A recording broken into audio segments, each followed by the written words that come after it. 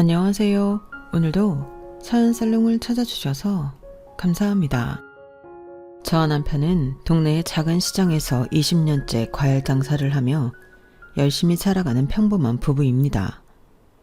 제대로 된 사회생활도 안 해보고 어린 나이에 덜컥 시집와서 살림만 하던 저는 장사의 장자도 몰랐는데 이것저것 경험이 많은 남편이 과일 장사를 시작하며 일손을 돕다가 벌써 20년이라는 시간이 이렇게 흘러버렸네요. 허둥지둥대기 바빴던 처음과 달리 저도 이제는 무거운 수박도 번쩍 들어 옮기고요. 과일을 먹음직스럽게 바구니에 잘 담는 법도 터득했답니다. 무엇보다 이제는 정말 장사를 잘해요. 솔직히 제가 판매 수완이 좋다기보다는 저희 부부의 성실한 모습을 보고 찾아주시는 동네 단골분들이 아주 많거든요. 저희는 시장 전체가 문을 열지 않을 때만 빼고 매일같이 누구보다 새벽 일찍 나와서 가게 문을 열고 제일 늦게까지나마 정리를 하거든요. 일찍 일어나는 새가 벌레를 잡는다고 저희 집에 유독 싱싱하고 맛있는 과일이 들어올 때가 많아서 손님들이 더 좋아하시는 것 같아요. 이렇게 주변 분들의 인정을 얻기까지는 사실 제 남편의 공이 제일 커요. 남편은 집안 사정으로 고등학교만 겨우 졸업하고 안 해본 일이 없을 정도로 정말 열심히 산 사람이에요. 힘들게 일하고 와도 항상 가족을 먼저 챙기는 우직한 면이 있거든요. 무뚝뚝하다가도 가끔 생각지도 않은 감동을 줘서 저를 놀라게 한다니까요. 그래서 저는 남편을 정말 많이 사랑해요. 남편이 좋으니까 이 사람을 낳아준 시어머니도 너무 좋고 어리지만 남편의 성품을 많이 닮은 착한 서방님도 좋더라고요. 사실 남편 집안은 사정이 좀 있어요. 저는 시아버님 얼굴도 모르고 결혼했고 그렇게 살아왔어요. 어머님과 아버님은 제 남편과 서방님, 두 형제를 낳아 기르는 평범한 가족이었대요. 그러다 남편이 중학교 때쯤인가 아버님은 지인분에게 먼 파라과이의 식품사업 제안을 받고 떠나셨고 그 후로 남편 또한 아버님을 뵐 수가 없었대요. 초반에 힘들었던 사업은 어느샌가 탄력을 받았고 큰돈을 만진 아버님은 아예 그곳에 눌러 앉기로 하셨었나 봐요. 매달 보내주던 돈도 점점 끊겨가고 연락도 잘 안 되더니 결국에는 파라과이 여자랑 새장가를 가신 거예요. 어머님은 충격에 몸져 누우셨고 남편은 갑자기 실질적 가장이 되어버린 거죠. 마침 3살 더 어린 동생은 공부를 기깔나게 잘했고 그렇게 남편은 고등학교를 졸업하자마자 대학문은 쳐다도 못 보고 닥치는 대로 일을 하며 나머지 식구를 먹여 살렸던 거예요. 어머님 건강은 어느 정도 회복했지만 일을 할 수 있는 상태까지는 아니어서 집안 살림 정도만 하셨고 서방님은 그 어렵다는 의대에 들어가더니 수석 졸업 후 대학병원에서 당장 스카우트를 해가고 싶어 할 정도로 실력 좋은 의사가 되었어요. 서방님도 인성이 워낙 좋은 사람이라 자기 때문에 형이 공부도 계속 못하고 가장 노릇하며 힘들게 살았다는 것을 알아 남편에게 그렇게 극진히 잘 하더라고요. 물론 저한테도 너무 잘해주시고요. 형, 올해도 건강검진 해야지. 형 시장 닫는 날에 내가 알아서 형이랑 형수님 병원 예약해놨어. 이마, 나 아직 팔팔해. 그렇게 매년 꼬박꼬박 건강검진 안 해도 돼. 형이랑 형수님이 오래오래 건강하게 살아야 내가 더 잘해주지. 그냥 조용히 가서 받아. 괜찮다니까. 아주 뭘 그렇게 전신을 샅샅이 검사하는지 해 뜨기 전에 병원 들어갔다가 해 다 지고 나오는 통에 집에 오면 더 피곤해.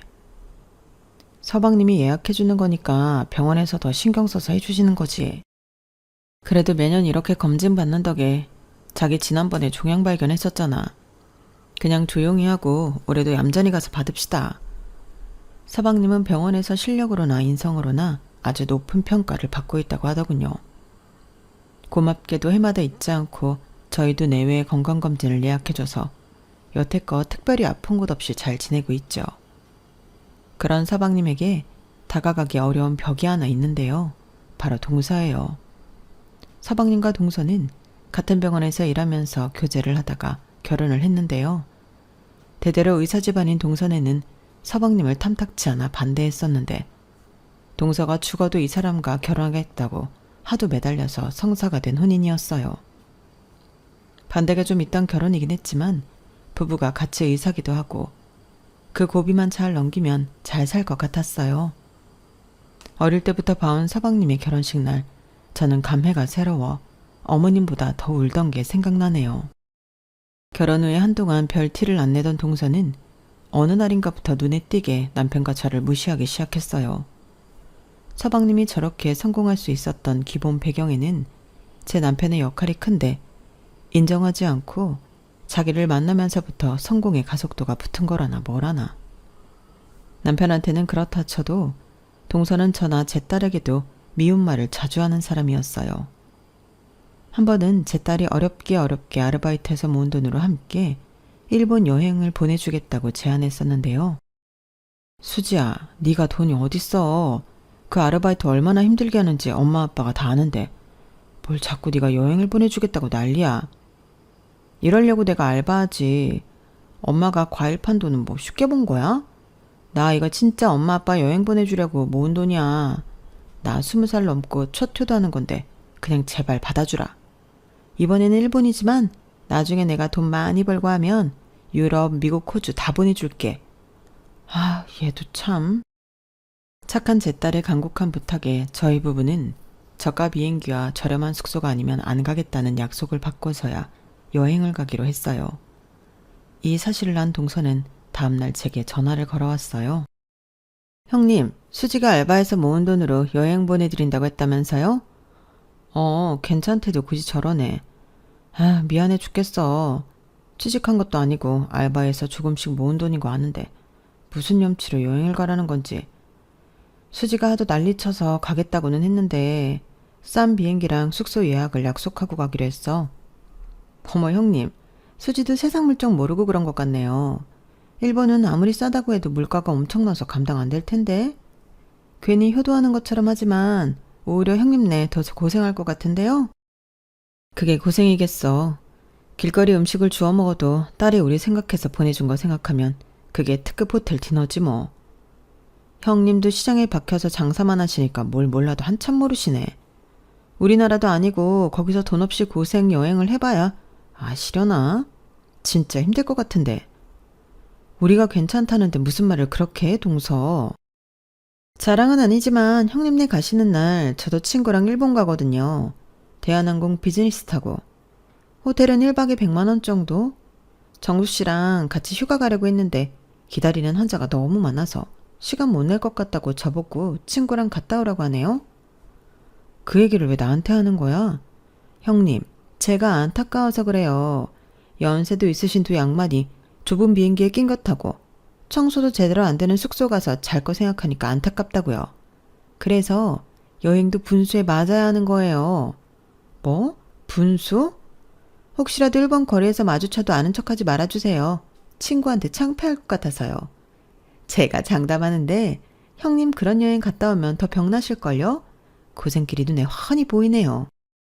100엔짜리 한 장이라도 지어줄 거 아니면서 그런 말 하지 마. 네 형님, 부디 무사히 잘 다녀오세요.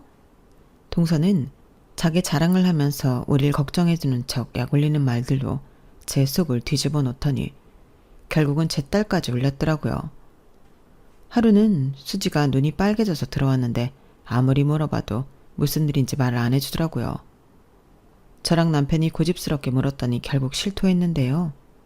알고 보니 동서가 저랑 통화를 마치고 수지에게 전화해서 네가 세상 물정 몰라서 엄마 아빠 고생 여행이나 시킨다고 타박을 했다고 하더라고요. 너무 어이가 없었죠. 우리 여행에 10원짜리 하나 보태주지 않으면서 고생을 하든 호강을 하든 왜 저렇게 사람한테 상처 주고 싶어 안달인지. 딸이 우는 것을 보니 우라가 치밀어 당장 달려가고 싶었지만 남편이랑 상의 끝에 서방님을 맞서 넘어가기로 했어요. 하지만 그 후로도 동서는 크고 작은 것들을 트집 잡으며 우리에게 상처 주려고 노력했어요.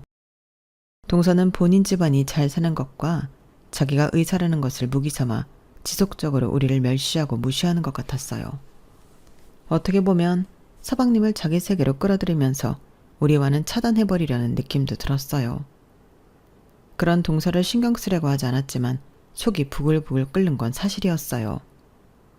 한 번은 이런 일도 있었어요. 서방님이 포도를 엄청 좋아하는데 그날따라 정말 유독 좋은 물건이 가게에 들어온 거예요. 남편과 저는 그 포도를 보자마자 서방님 생각이 나 바로 집으로 택배를 보냈어요. 보통 서방님 같으면 바꿔서 고맙다고 전화를 할 사람인데 일주일이 지나도 아무런 연락이 없었어요. 바빠서 연락을 잊었나 보다 하고 있었는데 얼마 후에 서방님은 포도알도 구경한 일이 없다는 것을 알았어요. 알고 보니 동서가 서방님한테 말도 안 하고 그 많은 포도를 죄다 버려버렸던 거죠. 동서, 서방님 좋아해서 포도 보낸 건데 그걸 도대체 왜 다 버린 거야? 어? 형님도 참, 누가 포도 보내달라고 그랬어요? 그런 시장 바닥에서 파는 포도 누가 먹고 싶다고?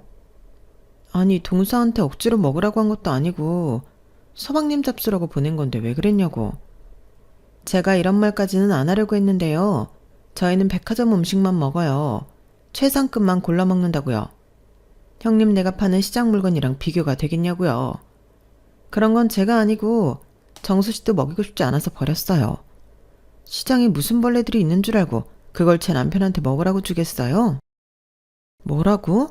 시장에서 파는 건 다 못 먹을 거야? 여기도 사람 살고 하는 데라고. 그러니까요. 형님네 많이 드시고 앞으로 절대 그런 거 보내지 마세요. 의사들은 먹는 것도 함부로 먹으면 안 돼요. 잘 먹어야 환자들도 잘 고치죠. 안 그래요? 버리는 것도 일이에요. 진짜 보내지 마시고 형님네나 드세요. 너무 화가 나서 못 참겠더라고요. 저와 남편을 도대체 얼마나 우습게 알면 저럴까 싶었어요. 그날은 저도 결국 울분에 차서 서방님께 달려 바쳤어요. 놀란 서방님은 밤늦게 병원에서 달려오셨죠. 형수님, 제가 대신 사과드릴게요. 저 사람이 어릴 때부터 오냐오냐 하고 대접만 받으면서 커서 그래요. 외동딸이라 혼자만 알고 남 사정 생각 안 하는 경향이 있어요. 제가 가서 크게 나무랄게요. 너무 죄송해요. 형수님, 미안해요. 네가 뭘 사과를 해. 먹던 게 갑자기 달라지면 그럴 수도 있지 뭐. 저희는 서방님이 포도 받고 좋아하실 것만 생각하고 보낸 건데 속상하긴 하지만 그만 얘기해. 정수도 마음 안 좋다. 재수씨가 오죽 알아서 잘 챙겨주겠어. 이제 알았으니까 안 보내면 되지. 정수만 중간에서 곤란하겠네. 아니야 형, 내가 미안해. 맞아요. 서방님이 미안할 게 뭐 있어요. 그냥 사는 방식이 달라서 그런 거죠 뭐. 오신 김에 저녁 차려드릴게요. 드시고 가세요. 청국장 얼른 내올게요. 와, 우리 형수님 청국장도 기가 막히지. 한동안 그거 못 먹어서 제가 다 병이 났잖아요. 그럼 염치 없지만 한 그릇만 주세요, 형수님. 그날 저녁 남편과 서방님은 식사 후에도 술 한잔 걸치면서 드론드론 이야기를 나누었어요. 형, 나는 형한테 진짜 너무너무 미안하고 너무너무 고마워. 이 자식이 또 시작이네. 술만 마시면 아주 그 레퍼토리 반복이네. 아빠가 먼 나라에 가서 우리 버리고 엄마는 쓰러지시고 나는 나이도 어렸고 형도 그때 고작 중학생인가 고등학생이었는데 얼마나 착잡했을까. 형이 나 때문에 희생도 많이 하고 내 공부 뒷바라지 해준 거 나 진짜 평생 못 잊어. 어떻게 갚아야 하나 고민이 많다고. 난 어차피 공부도 잘 못했잖아. 너는 학원도 못 다녔는데 꼬박꼬박 전교 1등 안 놓치고 그랬잖아. 잘하는 놈 밀어주는 게 당연한 거지. 그런 말 하지 마. 형 때문에 내가 이렇게 의사도 되고 잘 사는 거야, 형. 다 지난 일 이야기해봤자 뭐하냐? 나 지금 건강하게 수지 엄마랑 잘 살고 너도 재수씨랑 유명한 의사 되어서 이렇게 보기 좋은데 뭐가 문제야? 난 지금 아주 좋다. 형, 내가 미안해. 내가 미안해. 우리 서방님 또 오신다. 술만 잡수시면 아주 옛날 생각에 애기처럼 훌쩍거리네. 형수님, 제가 형수님한테도 진짜 말로는 다 못 갚을 빚진 거 알죠? 우리 사정 알면서도 기꺼이 형이랑 결혼해 주시고 어머니 병간호까지 그렇게 지극정성으로 해주시고 의사인 저도 못 고치는 어머니였는데 형수님 아니었으면 지금까지도 못 버티셨을 거예요. 형수님 정말 고맙습니다. 100번, 1000번, 아니 10,000,000번을 고맙다고 말해도 모자라요. 서방님 자꾸 그러니까 나까지 눈물 날라고 하네. 서방님의 다정한 술주정에 동서에 대한 서운함이 다 무너지는 순간이었어요. 사실 몸이 허약한 어머님은 정확한 진단이 나오지도 않는데 여기저기 돌아가면서 아팠어요. 더 심각한 환자는 다 고쳐 살리면서 이상하게도 서방님의 노력에도 불구하고 어머님은 끊임없이 아프고 말다를 반복하셨어요. 그런 어머님의 병수발을 자처한 것도 저였어요. 장사가 바쁜 와중에도 어머님을 챙기는 것은 힘들다고 생각해 본 적 없었거든요. 그냥 그러고 싶었어요. 여자로서의 어머님은 한 남자에게 버림받은 안타까운 삶을 사셨고 무엇보다 소중한 제 남편을 낳아주신 분이셨으니까요. 어머님도 제 마음을 아셨는지 저희는 모녀보다 더 가깝게 지내면서 서로를 의지하고 아껴주었어요. 하지만 제 힘으로 돌봐드릴 수 없을 정도로 병세가 악화되면서 8년 전부터는 서방님 병원에서 운영하는 요양원으로 모시게 되었어요. 요양원에 계시는 어머니를 볼 때마다 마음이 찢어지는 것처럼 아팠지만 병원에서 직접 운영하는 곳이라 시설도 워낙 좋고 또래 어르신들도 계시니 덜 외로울 거라며 이게 모두를 위한 결정이라고 하니 그 의견에 따르기로 했죠. 그래도 어머님이 보고 싶어서 남편에게 가게를 맡기고 자주 찾아가 섭섭하지 않게 보살펴드리려 노력했어요. 하지만 동서는 완전히 달랐어요. 동서 전공이 가정의학과였는데 단 한 번도 어머니를 동서가 진찰받은 적이 없었거든요. 내가 이렇게나 서운한데 서방님은 얼마나 서운하셨을까요? 그래도 내색 한번 안 하고 동서가 자기보다 더 실력 좋은 의사에게 진찰 볼 수 있도록 한 것 같다며 쓴웃음을 짓는 게 다였어요. 동서는 의사라 병원 일 바쁘다는 핑계로 명절에 제대로 한 번을 온 적도 없고 가족 식사나 행사에도 빠지게 일쑤였어요. 같은 의사인 서방님은 어떻게 해서든 오려고 하는데 병원 일은 혼자 다 하는 양고는 동서가 이해가 안 됐죠. 당연히 요양원에 계신 어머님을 한 번도 찾아뵙지 않은 건 말할 것도 없고요. 그런 동서를 볼 때마다 화가 났지만 지난번 포도 사건도 그렇고 괜히 불편한 얘기를 했다가 서방님만 난처한 것 같아서 저희 부부는 꾹 참기로 했어요. 시간이 흘러 어머님은 더 손을 쓸 수 없이 나빠졌고 결국 세상을 떠나셨어요. 저와 남편이 임종을 지키지 못해 마음이 무거웠는데 그나마 다행히도 서방님이 곁에서 잘 보내드렸다고 하더라고요. 어머니를 사랑한 우리 셋은 한동안 힘든 시간을 보냈어요. 특히 저는 장사를 하다가도 어머님 생각에 멍해지기가 일쑤였고 시장에서 비슷한 연세의 어르신만 봐도 눈물을 한바탕 쏟고는 했어요. 그러면서 다짐을 했죠. 매년 어머님의 제사에 어머님이 좋아하시던 음식을 정성껏 해드려야지 하면서요. 다음의 제사도 그 다음의 제사도 말할 것 없이 우리 집에서 지냈어요. 하늘에 계신 어머님이 잠깐 들리셔서 드시고 갈 거라고 생각하니 기분 좋게 풍성한 제사상을 준비했었죠. 제삿날에도 서방님은 꼭 오셔서 함께했지만 동서는 코빼기도 비추는 일이 없었어요. 한 번은 제가 연락을 먼저 했어요. 동서, 올해 제사에도 뭐다? 음식 준비 거들라는 말도 안 할 테니 와서 어머님한테 인사드리고 같이 식사라도 하지 그래. 형님, 정수씨 가는데 왜 저까지 가야 돼요? 솔직히 정수씨 가는 것도 마음에 안 들어요. 죽은 사람 길이 자고 우리 병원에 멀쩡히 살아있는 환자들한테 소홀히 해서야 되겠어요? 아무리 그래도 어머니인데 죽은 사람이 뭐야 동서. 형님 혼자 제사 지내니까 억울하고 짜증나서 이러시는 거죠? 알겠어요. 돈 좀 보낼 테니까 그걸로 보태서 하듯이 하세요. 다음부터는 이렇게 돌려 말하지 말고 직접적으로 얼마를 보내달라 이렇게 하세요. 네? 아니, 난 돈을 달라는 게 아니라 그깟 제사상 차리는데 200만 원이면 뒤집어 쓰고도 남죠? 지금 계좌로 보낼 테니 확인해 보세요. 그리고 앞으로는 저한테 제사 어쩌고저쩌고 하지 마시고요. 저 바빠서 이만 끊습니다. 동서. 동서는 갈수록 가관이었어요. 집안일은 모두 돈으로 메우려 했고 인심 써서 거지한테 건네주시지 해서 매번 저를 비참하게 했어요. 저는 그럴 때마다 동서가 건넨 돈을 한 푼도 건드리지 않고 장사 열심히 하고 성공해서 꼭 갚아주리라 항상 다짐했어요. 그러다 4년 전 어느 날 남편은 까무라칠 만한 전화를 한 통 받게 되었어요. 바로 얼굴도 까맣게 잊어버린 아버님이 돌아오신 거예요. 정확히는 한국으로 돌아오신 지는 좀 됐는데 용기 있게 남편과 서방님 앞에 서기까지가 시간이 좀 필요하셨던 듯해요. 여보세요? 정학이냐? 네, 그렇습니다. 전화 주신 분은 누구시죠? 정아가 애비다. 누구시라고요? 정아가 아빠다 아빠. 파라과이에 갔던 아빠라고. 남편은 얼어붙은 듯 아무 말도 못하고 핸드폰만 귀에 대고 있더라고요. 어쩐 일이세요?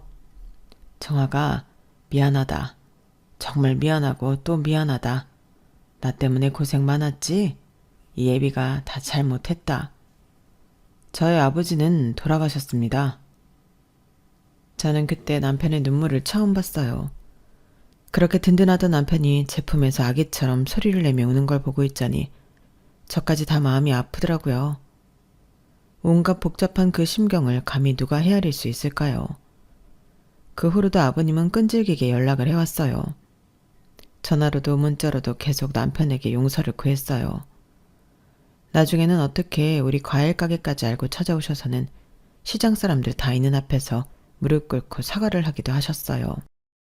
보는 눈이 많아 얼른 일으켜드려서 집으로 모시고는 그날 저녁 남편은 중학생 이후로 아버님과 처음으로 마주 앉게 되었어요.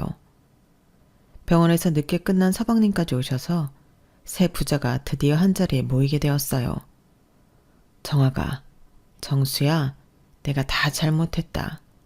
제발 용서해다오. 이렇게 비마. 어머님은 아버지 때문에 쓰러지셨고 그 이후로 한 번도 제대로 기운을 차려본 적이 없으세요. 그렇게 힘들어하시다가 결국 인생 한번 못 펴보고 돌아가셨다고요. 미안하다. 너희 엄마나 너희 형제나 다 나 때문에 고생 많았지? 입이 10개라도 할 말이 없구나. 심지어 형은 저 공부시키겠다고 어린 나이에 온갖 고생을 다 하면서 일을 했어요.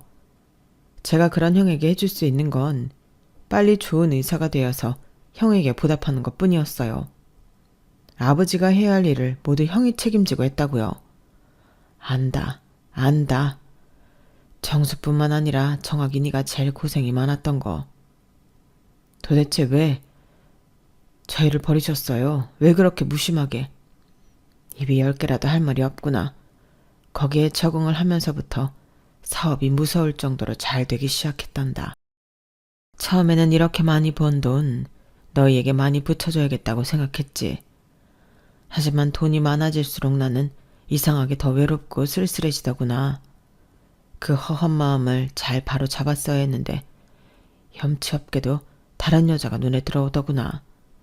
그 이후로 내가 미쳐버렸는지 한국에 대한 생각을 완전 놔버렸던 거야. 더 들을 가치도 없네요. 파라과이에서 몇십 년의 시간이 흐르고 돈은 벌었지만 그 여자와의 결혼 생활도 진작에 틀어지고 인생이 허무해지더라. 게다가 건강까지 안 좋아지는데 그 순간 너무 부끄럽게도 너희 엄마와 너희가 생각이 났다. 그제서야 저희가 생각이 났다니 정말 어이가 없네요. 죽기 전에 너희에게 꼭 용서를 구해야겠다는 생각으로 사업을 다 접고 무조건 한국으로 들어왔다. 나 때문에 고생한 우리 식구들 내가 어떻게 뭘 한다 한들 갚을 수는 없지만 제발 얘들아 이 못난 애비를 한 번만 용서해다오. 절대 그러면 안 되지만 저는 인간으로서 아버님에게 연민이 느껴지기도 하더라고요. 물론 그의 과거 행적은 비난받아 충분하지만 그 먼 타지에서 혼자 버텨내려고 노력했던 것을 생각하니 안타까웠어요. 그 후로도 아버님은 계속해서 용서를 구하고자 하셨어요. 죽어도 용서받고 죽어야겠다며 지칠 줄 모르고 찾아오시고 연락을 해오셨죠. 처음에 완강하게 매몰차던 남편과 서방님도 시간이 흐르자 약간씩 누그러지는 것 같았어요. 남자로서의 아버지에 대해 생각하게 된 것일까요? 아버님은 잊지 않고 저를 챙겨주시기도 했는데요. 하루는 따로 연락이 와서 아버님과 저 둘이만 식사 자리가 있었어요. 식사를 다 드시고는 아버님은 조용히 운을 띄웠어요. 어린 나이에 시집와서 정학이나 정수한테 그렇게 잘했다면서요? 그리고 정학이 엄마 죽기 전까지 너무 살뜰히 보살펴줬다는 말도 들었어요. 아니에요. 제가 그냥 좋아해서 했는걸요. 그리고 아버님, 저랑 둘이 있을 때는 굳이 존댓말 안 하셔도 돼요. 아니에요. 저도 이렇게 해야 편해요. 잘한 것도 없는 이 시애비까지 챙기는 거 보면 며느님이 얼마나 착한 사람인지 알아요. 그래서 말인데 지금 하고 있는 과일 가게 좀 좁지 않아요? 가게를요? 가게를 더 큰 곳으로 옮길래요. 내가 도와줄 수 있을 것 같아 그래요. 그동안 애들한테 못해준 거 이걸로 퉁치겠다는 것도 아니고 진짜 도와주고 싶어서요. 아니에요, 아버님. 말씀만으로 감사합니다. 지금 저 정도만 해도 충분해요. 저희 여기 단골분들이 많아서 이 시장을 떠날 수 없어요. 아예 다른 곳으로 가라는 게 아니라 그 시장 안에서 더 큰 곳으로 옮기는 게 어떠냐는 말이에요. 얼마나 좋은 곳이든 얼마나 비싼 곳이든 상관없어요. 그동안 못했던 애비 노릇 이제서라도 좀 해보고 싶어요.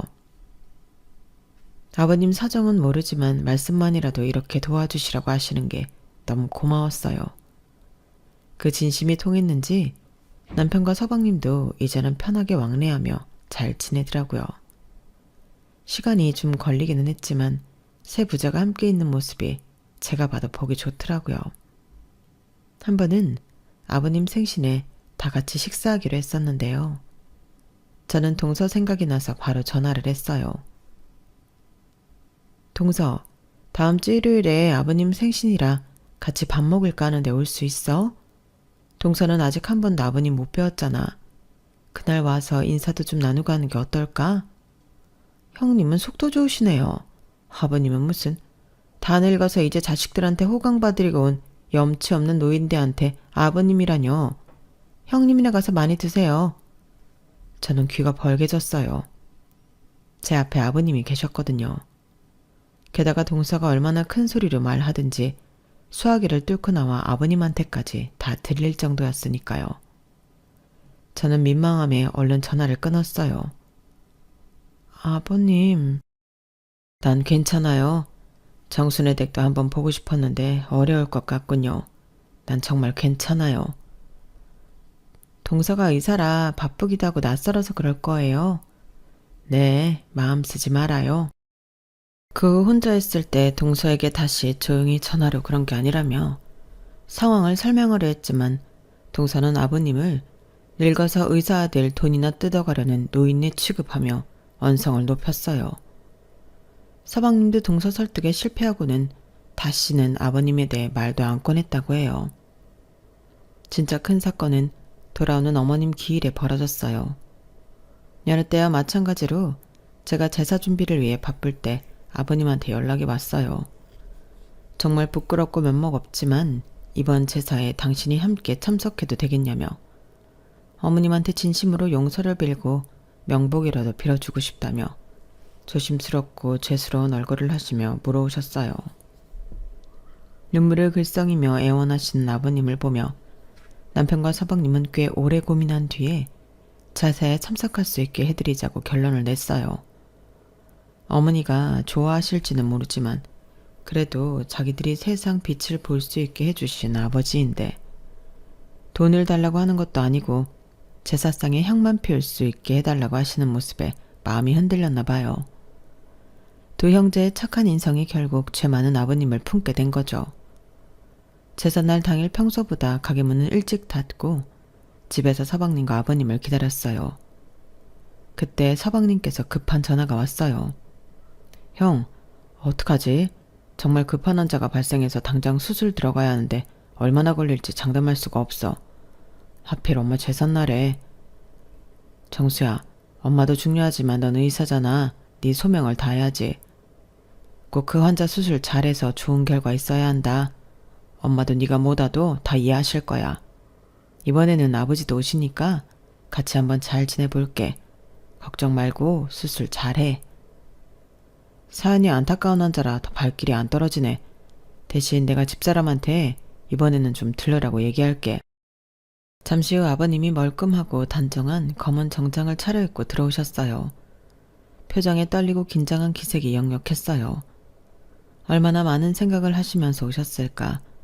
부엌 일을 돕겠다고 하시는 걸 간신히 만류하고 따뜻한 차를 내어드리면서 방에서 좀 쉬실 수 있도록 해드렸어요. 그러고 한 30분이 지났을까? 누군가 거칠게 문을 두드렸어요. 나가서 열어보니 동서가 씩씩거리며 서 있더군요. 저는 놀라서 물었어요. 동서, 여기는 어떻게, 그리고 왜 그렇게 화가 나 있어? 형님, 아니 형님이라고 부르기도 싫으네요. 도대체 이놈의 죽은 사람 제사가 뭐라고 우리 부부를 이렇게 힘들게 만들어요?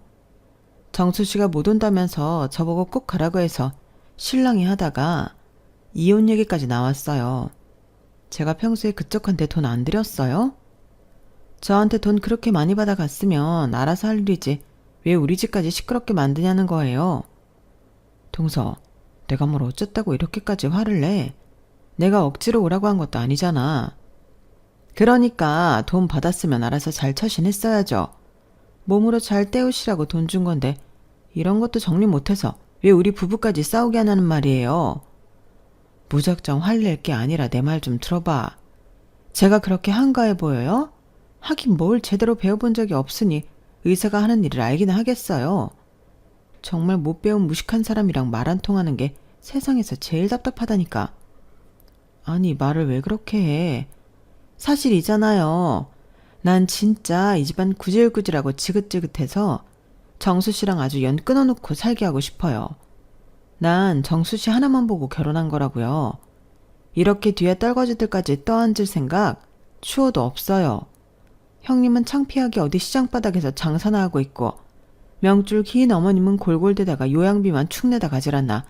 세상에, 이제는 하다하다 몇십 년 전에 버린 아빠라는 작자까지 나타나서 죄다 우리 돈만 긁어갈 생각이다 하고. 재수씨, 무슨 말을 그렇게 해요? 그때였어요. 방에 계시던 아버님이 나오셔서는 동서를 향해 무언가를 던지며 소리치셨어요. 그 잘난 의사 며느리면 상을 이제야 뵙네. 나도 잘한 일 없어 잠자코 듣자 하니 말이 아주 심하구만. 의사면 의사지 어디 사람들을 그렇게 깔보나. 그리고 오늘 같은 날 어디서 큰 소리를 내냔 말이야. 아, 이분이 그 자식이랑 와이프 버린 분이시구나. 무슨 염치로 여기까지 오셨대? 그리고 늙고 돈 없으니까 뭘 뜯어가시려고 우리한테 접근하셨을까나? 내가 방금 던진 그 서류 보게. 댁이 뭔데 나한테 감히 이래라 저래라는 거예요. 남편은 얼른 아버님이 던진 서류를 펼쳐보았어요. 건물 양도계약서? 아버지, 이게 뭐예요? 그렇잖아도 오늘 제사 끝나면 말하려고 했는데 이왕 이렇게 됐으니 말해야겠구나. 뭘 말이에요? 파라가 이에 가서 내 가족을 잃게 됐지만 결과적으로는 거기에서 평생 써도 모자랄 만큼 돈을 벌었단다. 너무 아이러니한 일이지. 돈 다 떨어져서 한국에 돌아오신 거 아니었어요? 돈으로 너희의 용서를 받고 싶지 않았단다. 이건 어차피 너희가 날 용서해주든 안 해주든 나중에 줄 생각이었고. 이게 다 무슨 말이에요, 아버님? 한국에 들어오자마자 부동산을 돌아다니면서 강남이랑 용산에 건물을 몇 채 사두었다. 오래 외국에 있어서 한국 물정 모른다며 혹여 사기라도 당하지 않을까. 오랫동안 나 혼자 공부도 하고 주변 사람들한테 도움도 구해서 정말 좋은 건물로만 골랐단다. 그래서 너희 앞에 나타나기까지 시간이 더 걸렸던 게야. 방금까지 고래고래 소리를 지르던 동서는 놀란 토끼 눈을 하고는 입을 다물지 못하고 있더군요. 하지만 내가 늦어도 너무 늦었던 거지. 정학애미도 살아서 호강 한번 시켜주려고 했는데 내가 늦는 바람에 결국엔 그렇게 보내버렸어. 정학이랑 정수에게라도 다 주고서 남은 역생 돈 걱정 없이 살라고 하려 했단다. 난 이제 돈 다 필요 없으니. 아버지, 남편은 무너지듯 엎드려 흐느꼈고 아버님은 그의 등을 쓸어주었어요. 놀랍게도 동서가 이 순간에 끼어들어 말을 이어갔어요. 어머, 그러셨구나. 우리 아버님이 이렇게 속사정이 있으셨구나. 진작 말씀을 하시지 그러셨어요. 이제라도 가족 품에 돌아와서 얼마나 다행이에요. 그런데 아버님, 그 강남에 건물 정수씨 주신다는 말씀인 거죠? 그건 왜? 왜긴 왜요? 의사 며느리 두셨는데 거기서 개원이라도 하면 얼마나 좋겠어요. 며느리라. 그쪽이 뭔가 착각을 한 것 같은데 정수가 계속 같이 산다고 해도 그쪽을 며느리로 여길 생각은 추워도 없어. 내 며느리는 여기 정학이 처밖에 없어. 정학이 처 정수. 이렇게 셋에게 재산을 공평하게 다 나눠줄 생각이라네. 아니 저는요? 정수 씨도 아들인데 제 몫도 당연히 있어야 되는 거 아니에요? 제가 며느리가 아니면 도대체 뭐예요? 그쪽이 우리를 가족으로 생각하지 않는다는 건 일찍이 알고 있었지만 오늘 직접 들어보니 가관도 아니더구만. 정학임이 살아생전 시어머니 취급도 안 하고 큰애네 부부도 무시를 밥 먹듯이 했다고 들었는데 어떻게 그 입에서 가족 며느리란 소리가 나오는 건지 모르겠구만. 아무리 그렇게 말하셔도 저는 정수 씨랑 헤어질 생각 전혀 없고요. 언젠가는 저한테도 그 일부가 올 거라고 믿어요. 의사 공부는 어떻게 했는가? 그렇게 말들 못 알아들어서야. 매번 우리 앞에서 눈을 깔고 죄인 같은 표정을 짓던 아버님이 눈을 부라리며 노여워하는 모습을 처음 봤어요. 평소에는 몰랐는데 목소리도 쩌렁쩌렁 크시더라고요. 그날 동서는 악다구니를 쓰고 돌아갔고 우리는 제사를 마치고 새벽 2시에 수술을 마친 서방님이 헐레벌떡 돌아올 때까지 아무 말도 못하고 앉아 있었어요. 서방님이 들어와 전후 사정을 다 듣더니 생각이 많은 표정이더라고요. 아버님은 누가 뭐라 해도 이 건물을 다 물려주실 생각이고 나머지 소소하게 현금화되어 있는 40억 정도까지 남김없이 주겠다고 말씀하셨어요. 일주일 뒤에 저희 넷은 다시 한자리에 모이게 되었어요. 아버님은 유명 변호사까지 대동해 오셨더라고요. 변호사 주도하에 이것저것 재산 양도 절차에 대해 설명을 듣고 있었어요. 아버님은 아버님대로 두 아들은 두 아들대로 미안한 얼굴을 하고 앉아있더라고요. 그때 서방님이 말을 꺼냈어요. 아버지에 대한 원망을 하며 살았던 건 사실이에요. 하지만 저는 엄청 힘들었다고 말할 수 없어요. 다 형이 저를 위해 살았으니까요. 그랬구나. 정학이가 고생이 정말 많았구나. 미안하다. 아버지가 주시는 제목까지 형과 형수님께 다 드리고 싶어요. 뭐? 정수야, 뭔 소리야. 너도 받을 권리가 있어. 아버지 부재를 형이 다 채워줬잖아. 형수님도 누구보다 엄마한테 잘해주셨고. 제가 의사라서 이렇게 거절하는 건 아닙니다. 서방님, 저야말로 받기 송구스러운걸요. 형수님도 충분히 자격이 있으세요. 아버지, 그렇게 해도 되죠? 형과 형수님께 제가 받을 것까지 다 드려도 되는 거죠? 정수 너 괜찮겠니? 후회 안 할 자신 있어? 후회 안 해요. 그리고 저 내년에 미국에 의과대 교수로 초빙되어서 갑니다. 모든 조건이 너무 좋아요. 가면 언제 다시 한국에 돌아올지도 모르고요. 제가 건물 갖고 있어봤자 뭔 소용이에요. 형한테 있으면 더 잘 굴러갈 텐데. 서방님, 동서도 같이 가는 거예요? 아니요. 저 그 사람이랑 이혼하려고요. 계속 긴가민가 했는데 이번 사건을 계기로 그 사람이랑 헤어져야 할 이유가 더 분명해졌어요. 저를 사랑했다면 언젠가 우리 가족도 함께 품어줄 거라 기다리고 있었는데 그렇게까지 모질게 여기고 있었다고 생각하니 더 할 말이 없어졌어요. 그동안 그 사람 때문에 심력 끼쳐드려서 죄송해요, 형수님. 10년은 무슨... 동서는 서방님 이야기 받아들이기 힘들어하겠네요. 합의가 안 되면 소송까지 진행할 생각이에요. 미국 들어가기 전에 끝내려면 빨리 정리하고 해야 할 것 같아요. 정수야, 정말 괜찮겠니? 네, 아버지. 이제 형 곁에 계시니까 형 잘 부탁드려요.